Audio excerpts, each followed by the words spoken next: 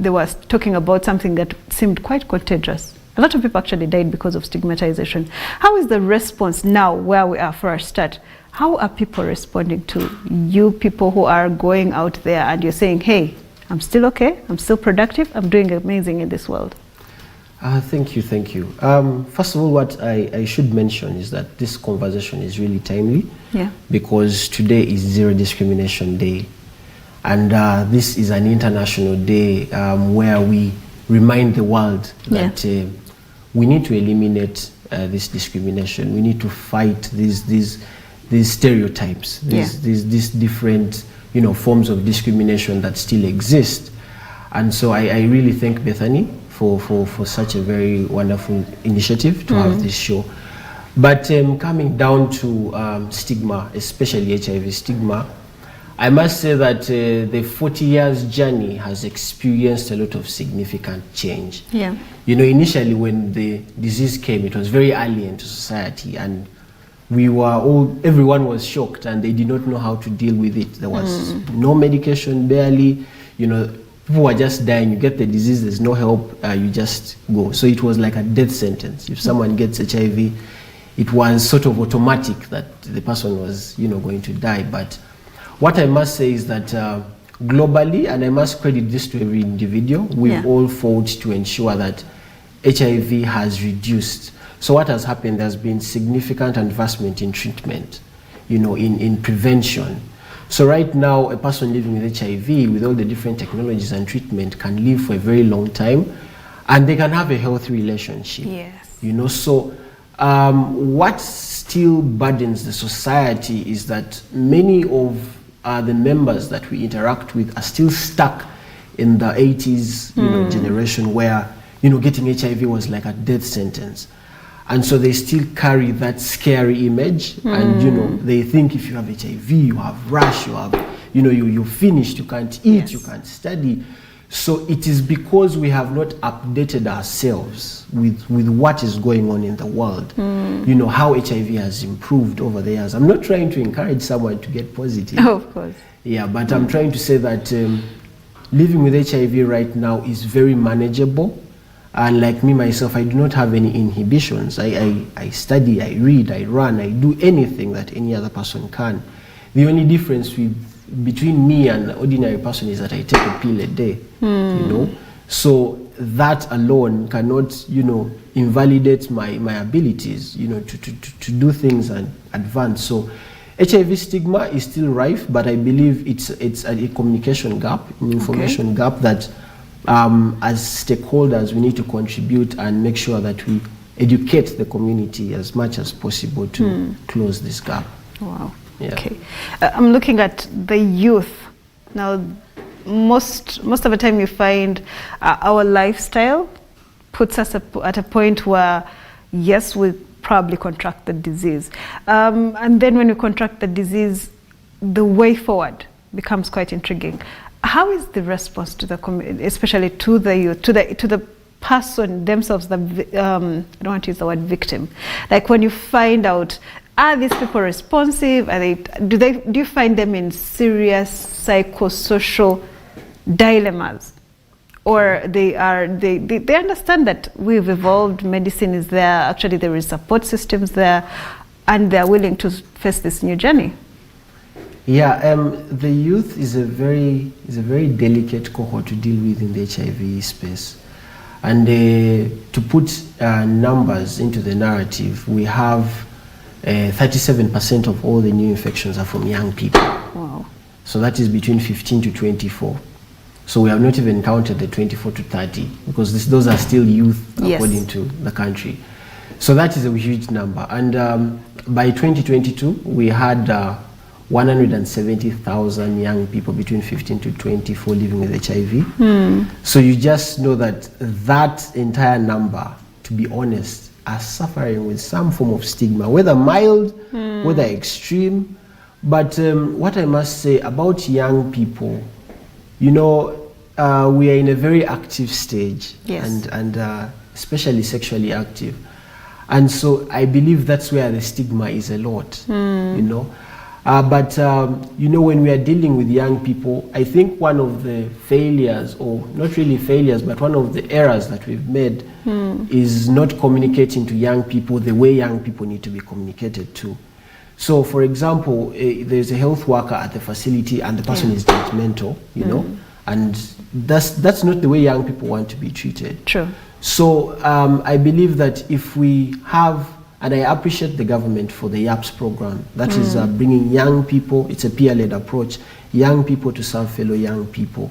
So that has really helped bridge the gap, treatment literacy, explaining to young people what medication is about, you know, supporting young people to come for the appointment dates, you know, having this counseling, because young people fear to come to the grown-ups. They feel will definitely feel judged. Yeah, well, they will definitely feel that pressure of being judged. Yeah, so that is why they are a bit dodgy. So, but if we have a society that creates an environment that fosters safety for the young person, we shall definitely see young people seeking services and young people being able to drive actually the HIV prevention agenda. Wow, amazing. Because this is something that I know people that are in my age bracket have actually walked a journey where you find we were like, it was like a taboo to even hear that you have contracted the disease. Now, of course, I know there's quite a lot that is being done, especially when it comes to sensitizing the communities. But what exactly are you telling? Now, I'm looking at 15 and above. These are excited youth who are getting sexually active, and they're looking at the now than the tomorrow. What are you doing for the younger generation, the young, I'm looking at about 10, 12, 13, who are starting to understand that there is boy-girl relationships and all these things, and the results that come out of these acts of sexuality. What are you doing for them, for a start?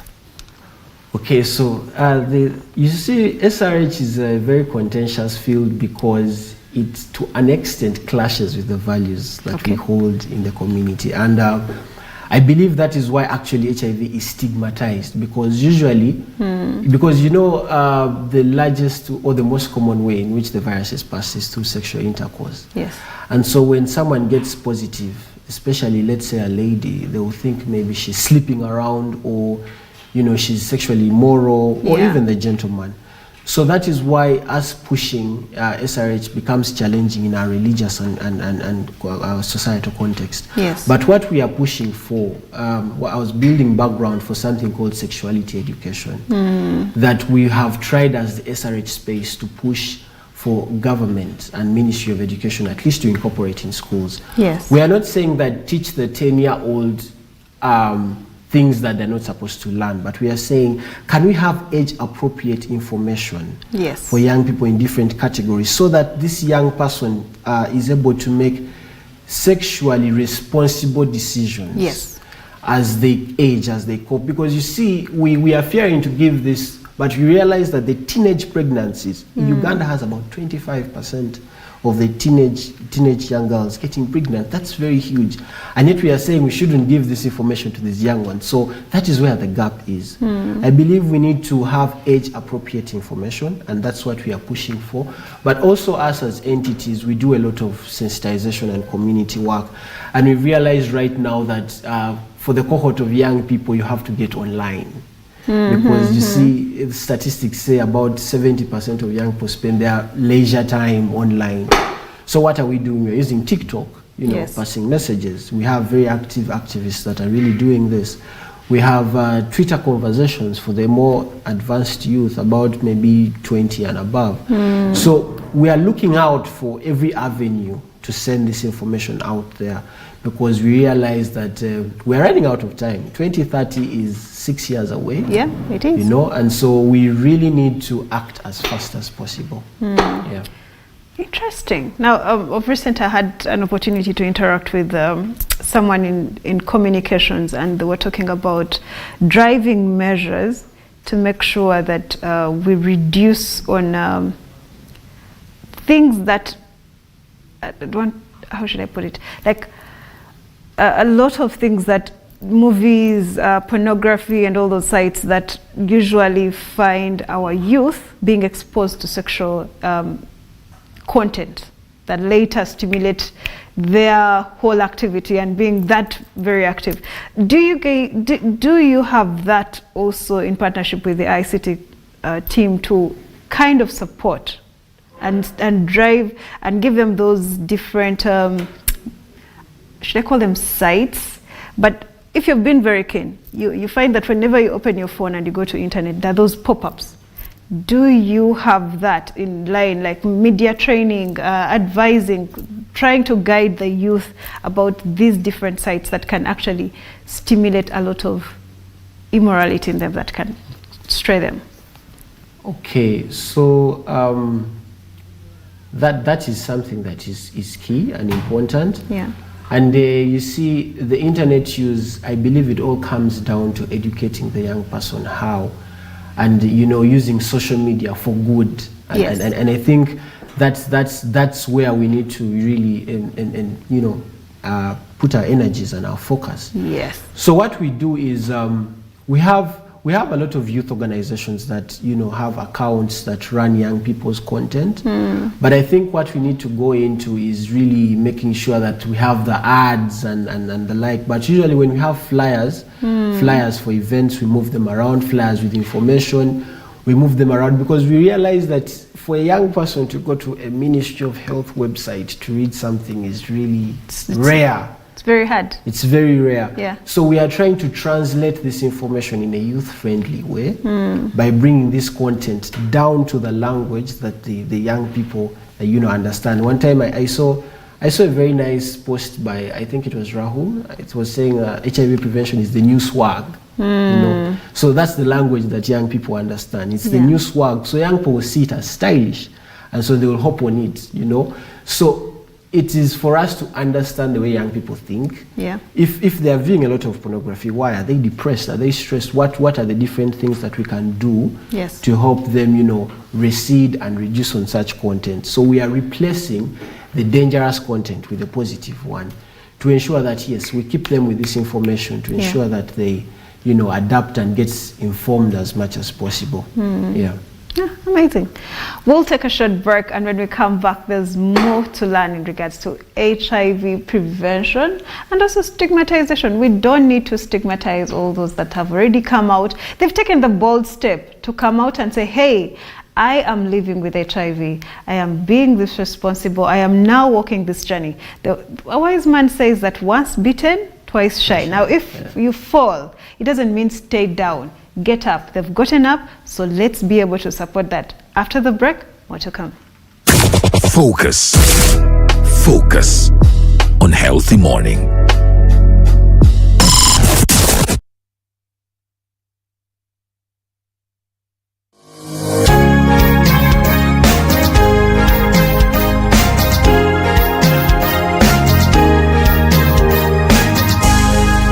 Bethany TV for Health. Next on Medical Minds, we are thrilled to present a special edition of Medical Minds, a Q&A session with Dr. Andabati. Do you have questions about men and women infertility or intraviral fertilization, IVF? Share your questions with us on X or Facebook. Hashtag Medical Minds Q&A, or simply via WhatsApp on 0786 050 762 or 0742 808 892. After that, join us this Sunday as Teacher Zita presents your questions and Dr. Andabati provides expert insights. Knowledge is power, so seize this moment to gain invaluable first-hand information right here on Bethany TV for Health. Showing on Bethany TV. Life is a juggling act, with the demands of life posing the need to look glam and rise to the occasion. But amidst all this, there are things that cannot be compromised, like how we care for our skin, tend to our scalps, revitalize our looks, and rock the ever-changing apparel dynamics. Join me, your host, Sima, every Sunday at 3 p.m. on Skincare and Beauty as we understand in depth how to care for our skin and look glam in a healthy way.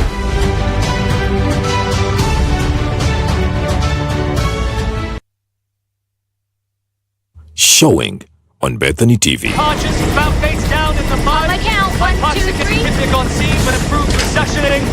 Son of a bitch! What? You killed Drew! I'm gonna read you those vows that I still have to write. I love you. Share my crackers. I don't like crackers. Well, what do you like? We'll order it up. Don't understand how this happened. I mean, I was just trying not to poison my kids. Code Black every Thursday and Friday at 9 to 10 p.m. with repeats Mondays and Fridays 11 to midday.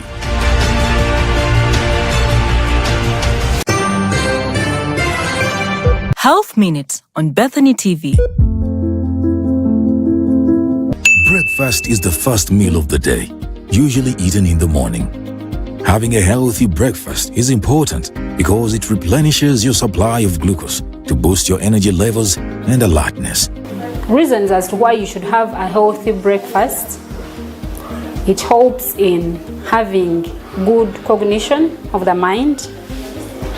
You have good mood for that day, while also providing other essential nutrients required for good health.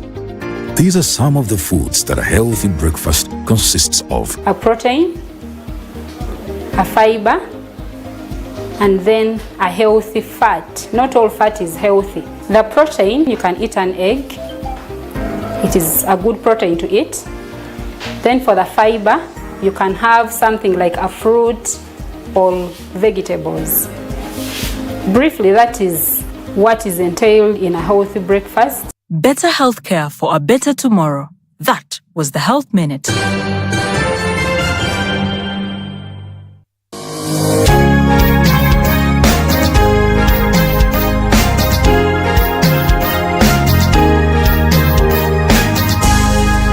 Bethany TV for health. Focus. Focus on healthy morning.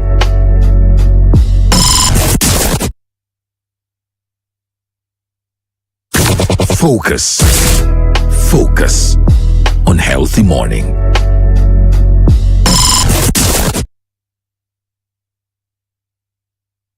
Welcome back. Kristen here, still having a good should I call it diagnosing? But I'm delighted to be hosting the Y Plus ambassador and Mr. Trevor. He has quite a lot to share with us in terms of surge in stigmatization and discrimination of people living with HIV, specifically the young people living with HIV. Now, these are 15 to about 35 years of age. Those people that are actually taking the bold step to say, hey, I fell, I have gotten up, and I'm now doing amazing in the community. How are we relating with them? Are we denying them a lot of things just because they came out and said, I am HIV positive, or we are being that welcoming? He has quite a lot to share with us. Now, Trevor. Yes, please. We see that there are particular regions in Uganda that are battling this this struggle the most. We have the West, we have it being like the highest at the moment. What is your coverage when it comes to youth? What strategies are you putting up, especially when it comes to region? Do you put more effort where the issue is at highest, or you're trying to make sure we're distributing our efforts across equally? Thank you. That's a very pertinent question. So maybe what I should begin with is that our fight against AIDS is a concerted effort, meaning it requires the contribution of different partners at all levels, whether it's the young person in the community, whether it's the government, whether it's a private entity, whether it's me myself. So I will speak about our contribution. Yes. So from the two entities I come from, where I'm youth coordinator and where I am the ambassador, when I look at the ambassador role, it's a national role that we do. So what UNIPA does, what they do is that they recruit young people who are openly living with HIV to, you become an ambassador, and when you're sent back, your work is to do HIV prevention and ensure that you sensitize your peers, you reach out to community and really serve as a role model, for the community, and ensure that people see you're positive, and those who are on treatment, are able to cope, But those also who are negative, you send the information and tell them, you know what, we want you to stay negative. Yes. So that is how we want you to be. We do not want you to, change the status because of, because we are ending AIDS. Then when I come to our program here where I'm youth coordinator, we have a program known as Girls Act, and it's spread out. So we realize when you look at the statistics, when there are 37% of people, getting infected, 29% of those are adolescent girls and young women. Wow. So meaning that they are, they are more vulnerable to getting the virus. So what we did is that we targeted our program to areas that have high vulnerability. Okay. And what we do is we have established what we call chapters in those communities, where for us now it doesn't have to do with status. Any leader that is willing to serve in the SRH, you have your chapters in the community where you speak about, HIV prevention, give sanitary pads, because we realize adolescent girls and young women are engaging in transactional sex just to be able to buy sanitary pads. Wow. So we try to bridge that gap by at least giving sanitary pads, speaking to the girls, linking them to services. We direct them to the nearest area, or sometimes we can bring a health worker there to test them, so that they go home knowing the HIV status. Yeah. So we are looking at those programs, both from the Y+ role and from the Girls Act, as initiatives that reach out to young people and in a way, try to, because these young people are not easy to get. You will not see them coming to the health facility themselves. Yeah. Young people need to be fished out. So when you use the ambassadors and when you use the Girls Act, we've been able, and we see results, we see trends that are beginning to change in those communities. But again, like I said, we can only do much. It's a concerted effort, and I call upon also the government and the Uganda AIDS Commission to target those areas even more, because we have the national percentage at 5%, but some communities have 10% infection, HIV prevalence. Others have, 10% is really high in a community. So it is important that we continue to reach out to those areas, but like I said, we are national. And when we continue to realize need, we will be able to target those communities and, carry our interventions there. Yeah. Wow, this is interesting. To all the parents that are there, actually that is something that you shouldn't miss out when it says transactional. That means that there are quite a number of girls who are not coming to their parents, to their guardians, to ask for these items, and they're going to truck drivers, everyone who is with other people outside their scope. And because they are not that informed when it comes to what are the right questions that I should ask before I even engage in a sexual act with a person, they are getting into acts and getting infected. By the time they actually know their status, that's when they're actually showing either symptoms or something like that. And it's quite worrying. Now, I'm loving the initiatives that you're putting into place, especially to support these young girls, meaning that girls are the most infected. Are you still seeing situations where you have people who have this mindset of saying that they also infected me, I also have to infect others? Do those things still exist a lot? They exist because, and why I say they exist is because maybe in such communities there's a counseling gap, and so it's important also as health workers, when you disseminate to someone their results, when you let them know that they're positive, you don't tell the person go home, you don't get harsh. It's important that you counsel this person. Yes. It's all about counseling and ensuring that you help this person understand that they're not going to die, because sometimes people do it because they think they are going to die and all. But it is important for the counseling and the psychosocial support to be present a lot.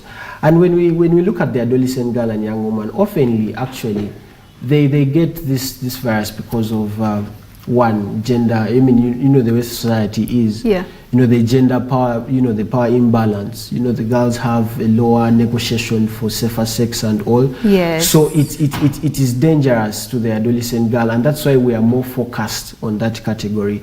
And so what we are doing is empowerment. In the Girls Act program, we ensure that we empower the adolescent girl to be able to say no. You know, if there's no protection, if there's no condom, no sex. Yes. You know, so that is the angle with which we are going. We realize that if we just send this information without empowering, we're not doing it full. Yeah. Yes. So we have girls who are bold, girls who understand their rights, girls who are able to speak, and even the ambassador role does the same. You know, you're going through training, you're going through all this mentorship and all this. So you find that this young person, when you translate this knowledge to someone else in the community, yes, we are creating a chain of empowered people, and that really helps our community a lot. Good. Wow. Yeah. I've seen kits, home use kits. Can people access these kits? Because you find that there are certain people who feel embarrassed to go to the hospitals to have these checkups prior to this excitement. And then probably would have loved if they can just walk maybe to a near pharmacy and just get a kit, go home, use it. Do they even know how to use them? Have you taken the initiative to try and work with all these different entities that are willing to come on board to look at having kits available to even the lowest drug shop in the communities, in the villages? Yeah, that's very key to note. And I love that this conversation is reaching out to different, topics. And I really hope that the person who's watching is really learning and gaining from this conversation. So kits, like you said, is a very important way, self-test kits. And, someone can be able to do their test at home. Yeah. Yes, but one thing we must do as health workers is to educate the people on how to use the kits.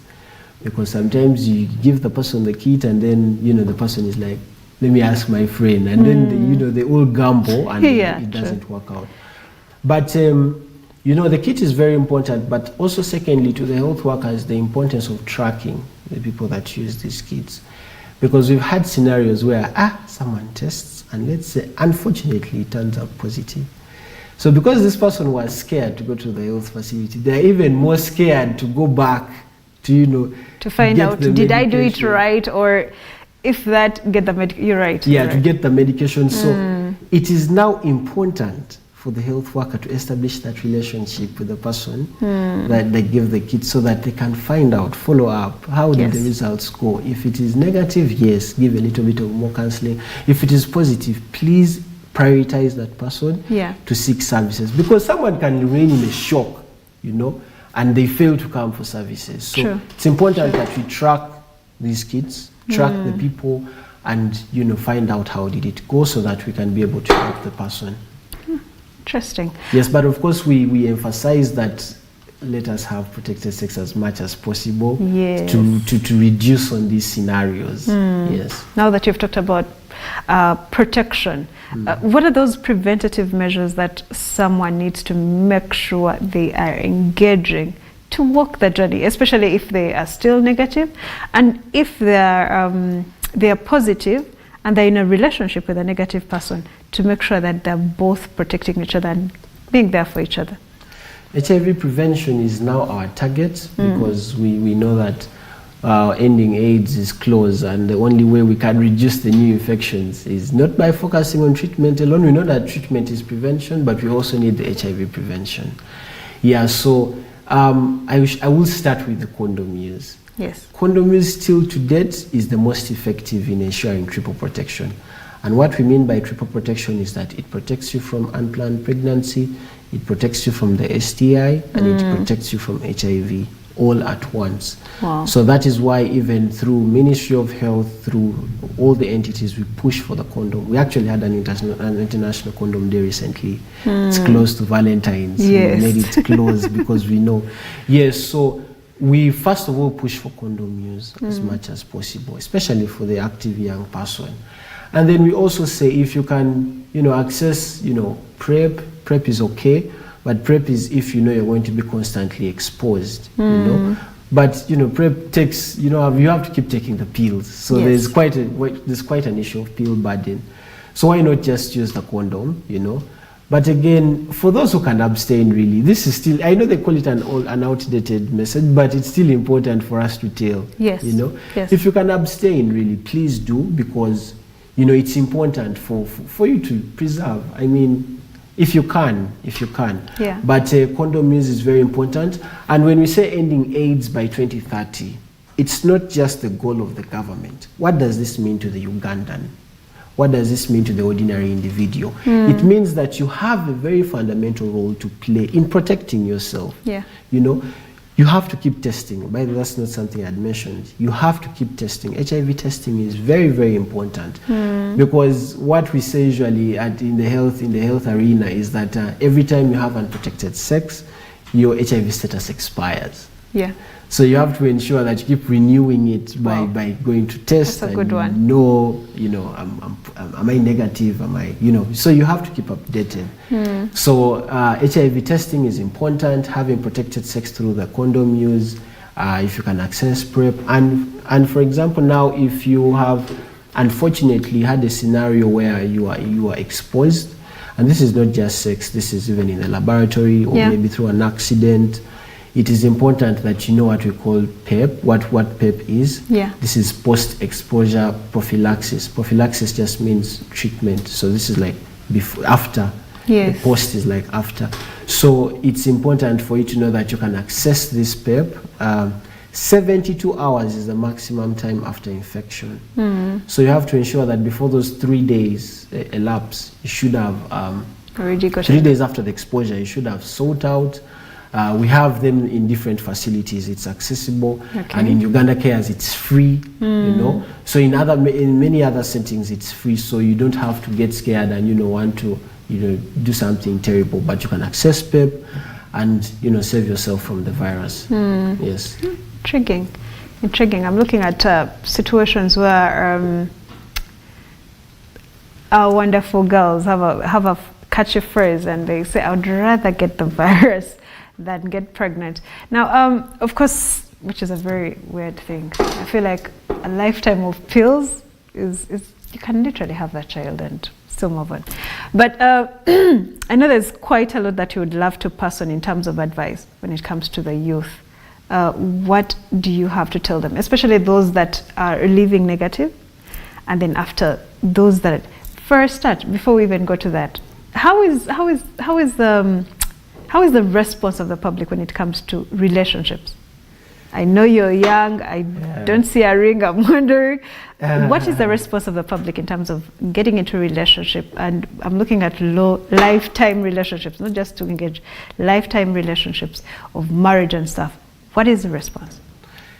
Yes, so relationships are quite a sensitive thing, even in the HIV space. And we've seen a lot of struggle of HIV positive people, to get partners. And I think this is still because of an information gap that we have in society and in community.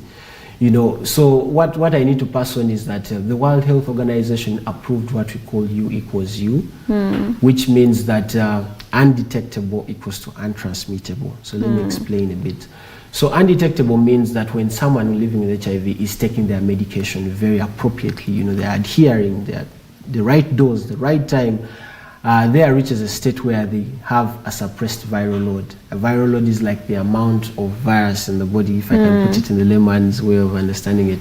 Yeah. So when you're taking your medication so well, the viral load is extremely suppressed, and so chances of you passing the infection are very less or even zero. Yes, so the World Health Organization has approved that you can have a discordant relationship where someone is positive and the partner is negative, and the partner can stay negative and they can also have negative children. Yeah. But it is still something that we are trying to explain to community to understand, and it takes a while, but it's okay.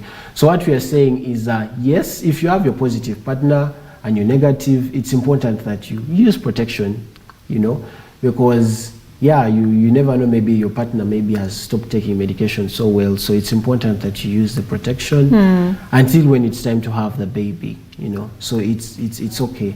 But if your partner is very good on his medication, chances of him infecting you or chances of her infecting you are very low.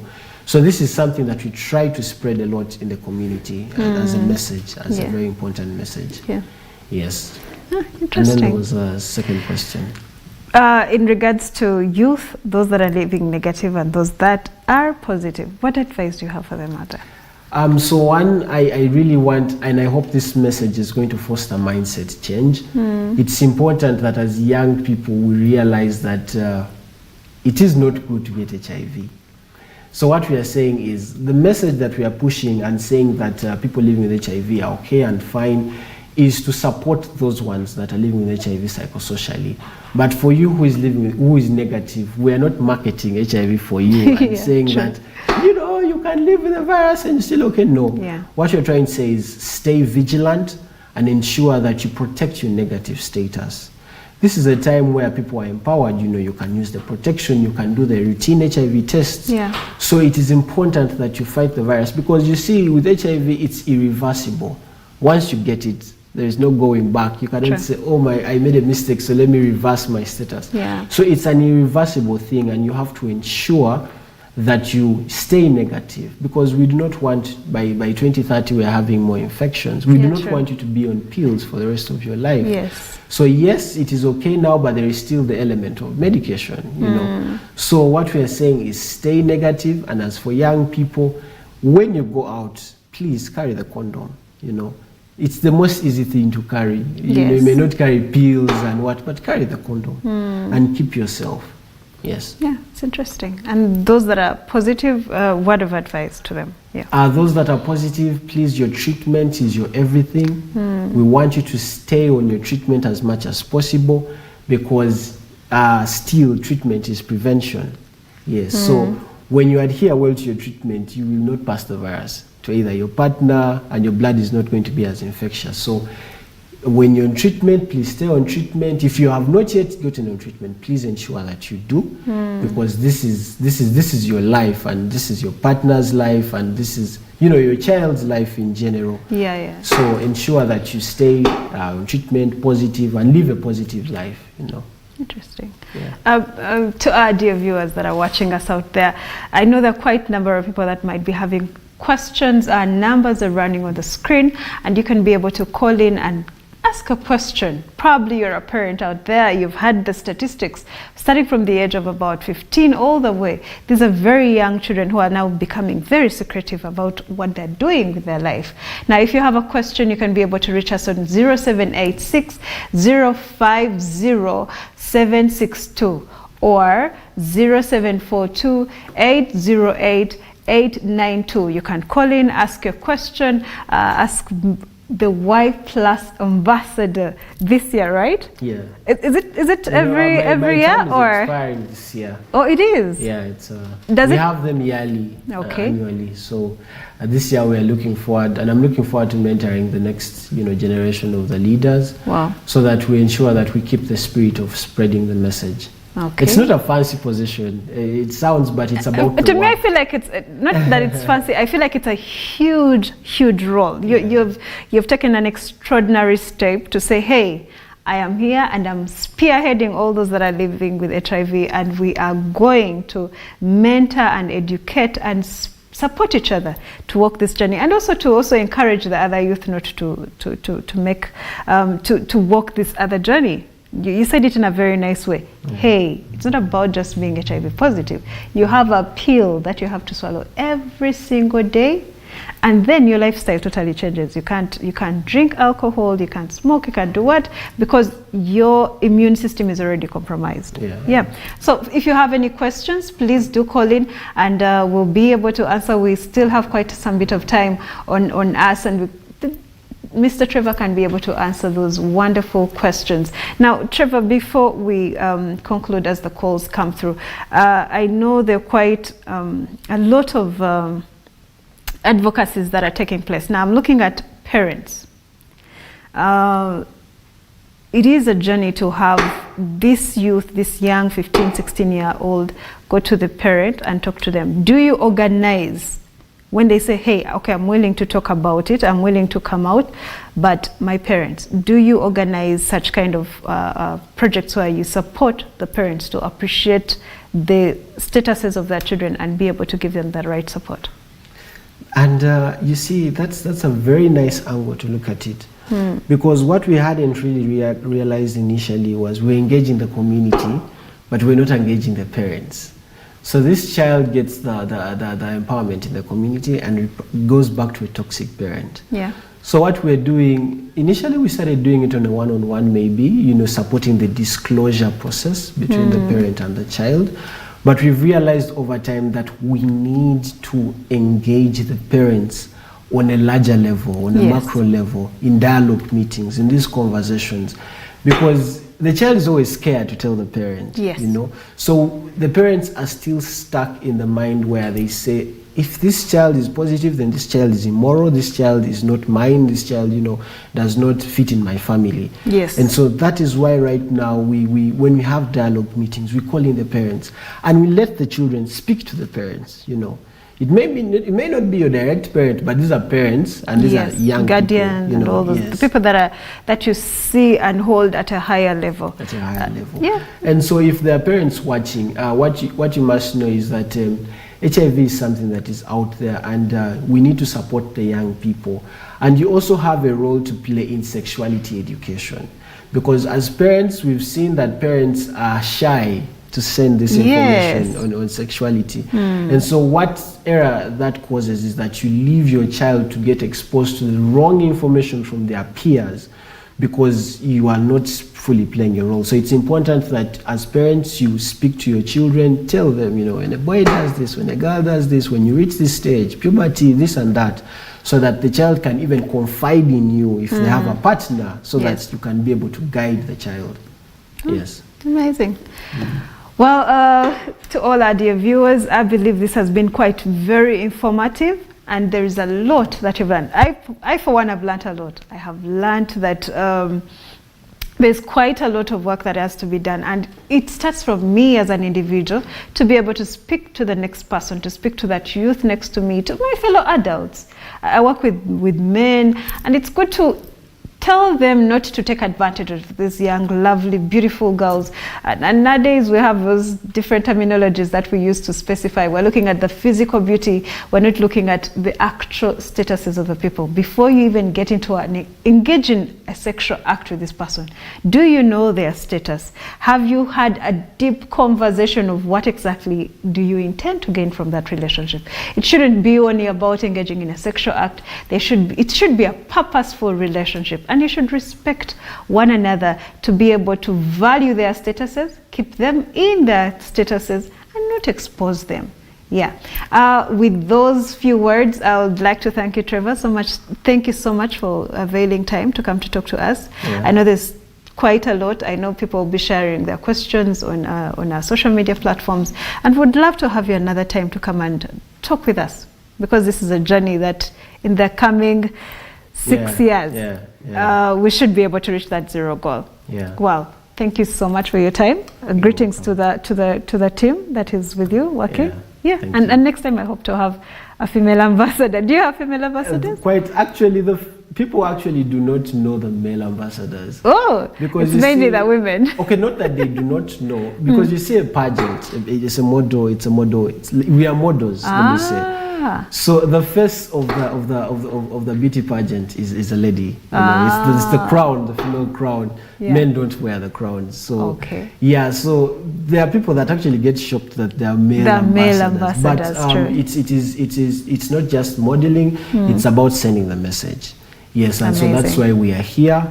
And I would just like to maybe share my contacts if people. Please. So if you're watching me right now, if you have questions to do with HIV, or if you'd like to have some counseling or some support, my number is 0703 366594. 0703 366594. MTN is 0789 178912. 0789 178912. Please stay safe, protect yourself. If you're negative, please stay negative, stay vigilant. If you're positive, please, your treatment is everything. Remember, treatment is prevention. You're taking those pills for yourself, for your family, for your children, and so that we can end AIDS together by 2030. Thank you, Bethany, for hosting me. I've been very delighted to be here today. Thank you too. That's all we had for you today on Health Focus. A beautiful day. Focus. Focus on Healthy Morning.